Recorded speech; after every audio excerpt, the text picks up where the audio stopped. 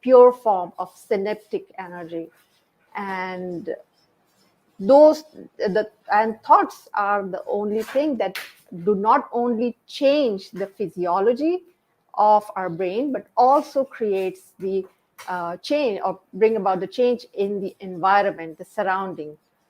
Like a lot of people know that when we start having positive thoughts, our brain creates certain neural paths, and that neural paths create again the changes in the brain and physiology, and we feel good. And then when we feel good, our heart and mind create certain electromagnetic fields, and that electromagnetic fields creates a complete the change in the surrounding. You must have noticed that when you are spending time with positive people, you just feel good, because the electromagnetic field they emanate or radiate is so powerful that they're actually not only bringing the change in mood in their own lives, but also bringing the change in the mood of the other people who are surrounding or who are in company with them. So, and the moment like I started studying more and more, I just realized that this is the only thing that we have in control, because the moment you change your thoughts, everything changes. And then we start thinking, and especially when I was just looking at that how we can control our thoughts, it is amazing that how our mind can be our most powerful thing, and it can be more enemy, it can be enemy as well. You may ask that how it can be enemy. The reason why is that most of the people do not know how to train our brain to succeed or to achieve what we actually want to achieve in life, because most of the people are working on a way that the mind is set on a default pattern, as that's why they are following the same pattern, and they are getting the same result. As Einstein says that repeating same thing again and again, expecting different result, is insanity. And that's what is happening. A lot of people keep on doing the same thing again and again. They are stuck in the vicious cycle, and then they're expecting that it can be changed. No, it cannot be changed. So let me give you one example that how our mind works as a default. I'll ask all audience that if I ask you to think of if I ask you not to think of a white elephant, your mind, the picture you'll get in your mind is of a white elephant, no matter what you do. The flash you got in your mind is the white elephant, no matter if you have not even seen the white elephant, but you will get it. So this is how our mind works, because it's on the default pattern. It's how it is meant to work. Now we need to think, if you know that how it works, only then you can change it. So no, for example, so you need to have some, you need to suggest your mind in a positive way. You don't need to say that, okay, don't think about the negative thoughts, or don't think about not to take risks. The moment you start saying, don't do that, your mind will actually start taking it as a positive suggestion. So you need to train your mind that how you can do that.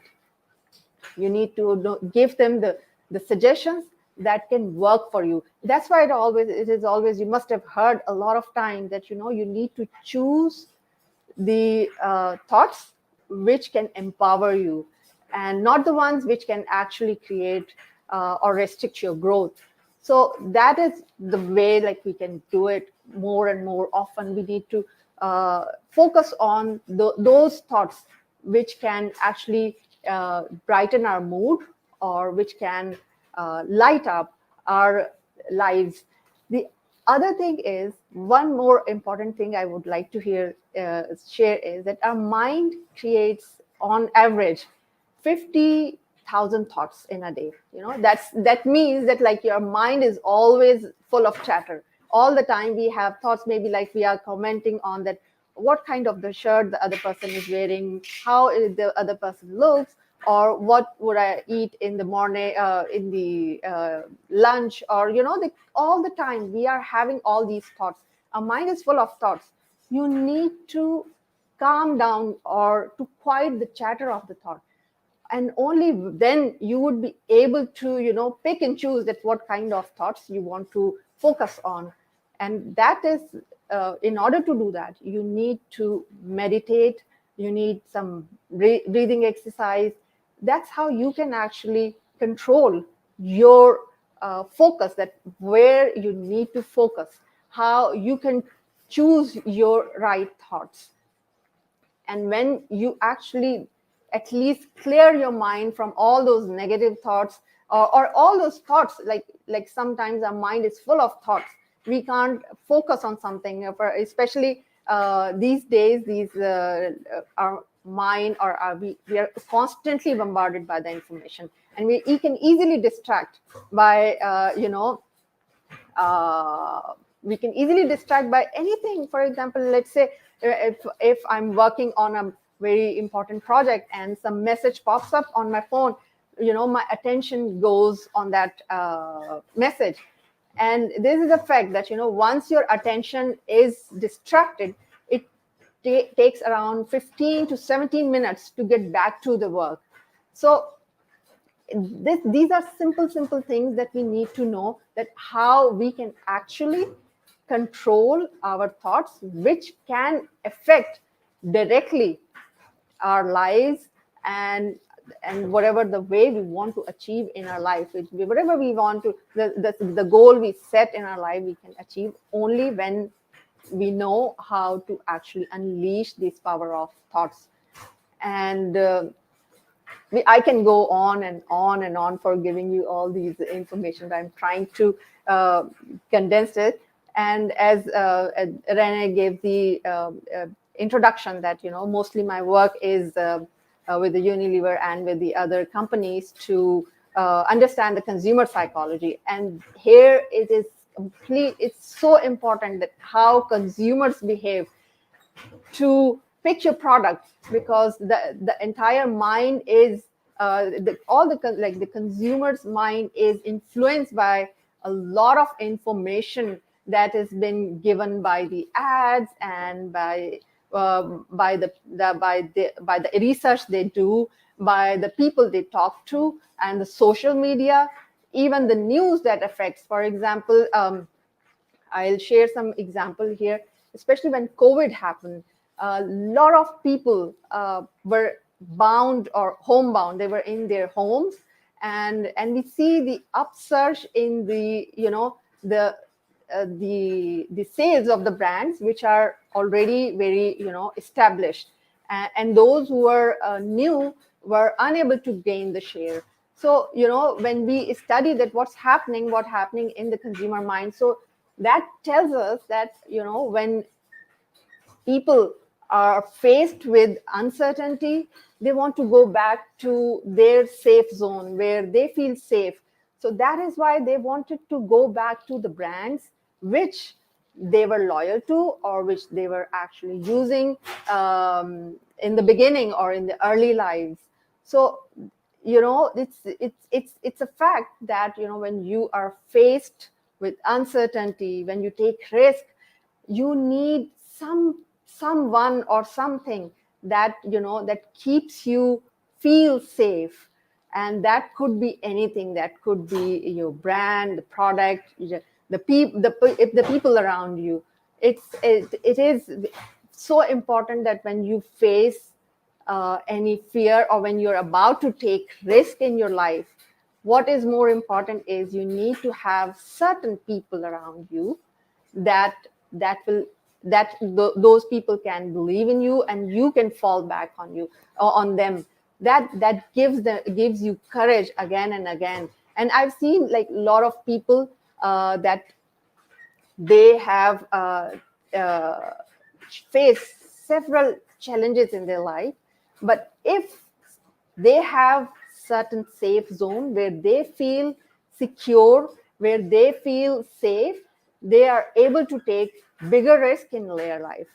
And to me, sometimes that safe zone also comes from the purpose of your life.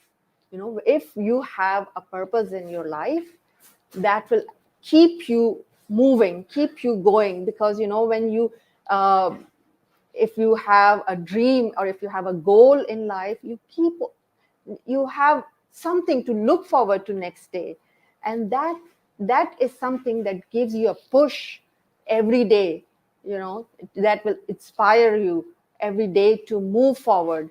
One of my favorite person, like Viktor Frankl, I survived a lot of challenges just because he had a purpose in life. So yeah, I can go on that, and I think Yeah, maybe you Viktor should. Frankl. This is a powerful presentation. He talks about the man's search for meaning, and that's what you were referring to, right? His book, right? Yeah, Yeah. Fabulous presentation. I know Heather have some questions, and I have some questions myself. sure. Abrim, you talk about the quiet, the little chatter. What do Yeah. you do to quiet that little voice in your head? This is such an important question, and a lot of people are unable to quiet that mental chatter. Is meditation is the first thing. Find yourself a peaceful area and have it on the solitude. Connect with yourself. Be Take time off from all these activities, and connect with yourself. Listen to your thoughts, that what is it telling you, what your heart tells you. And at first it would be very difficult, because there are, as I mentioned in the beginning, that there are 50,000 thoughts our mind produces. And so there is constant chatter going on, commenting about the people there's. But when you sit down in a quiet place and just try to blank your mind and listen to the inner voice, and that is a beautiful experience. Yeah. Awesome, beautiful. Yeah. Thank you. I You're appreciate welcome. that. Sure. So, Ambreen, I have your book here and I have read it. It's one of my most favorite books. It's called The Algorithm of Life, The Code to Choose Your Destiny. And Yeah. thank you Oh, let so me much. write it down because I need that. You said the algorithm of life. That's right. And it can be found on Amazon. And so I bought a few and I shared it with my friends and family. And thank you so much for sharing your story, Thank you. Ambreen. You have Thank so you. much courage and so much bravery in you to be able to share your story and then to show where you are now. It's totally, completely incredible where you've gone with your thoughts. Like you say, they can be powerful or they can be your worst enemy. And that is exactly it. So in your book, you talk about the soul being our primary system. How do you correlate bravery and the soul? Is there something there that you can speak about? Yes, definitely. I mean, bravery is something I feel that uh, it's the voice from inside that tells you not to give up. It's something that and that voice comes when, if you have a purpose in life, when you know that this is my goal that I want to pursue. That voice is backed up by that the passion, it's backed up by the passion that to follow your dream, follow your goal. So I feel that I've even on my podcast I've interviewed so many successful people, and the one quality in them is that they don't give up. They have their goals, they face a lot of obstacle and challenges. They may change their path, and but they don't give up. And I'll share a little bit of a story here, that this thing that it occurred to me when I was in my teens, and I had decided to actually give up on life. And I saw that a trail of ants, they were going, and an ant is such an insignificant insect. It's so small, carrying such a heavy load. And what happens was they were following their leader in a straight trail. And when their trail was, when the way was blocked, they did not give up. They actually changed path. They tried to take a longer route, but they did not give up.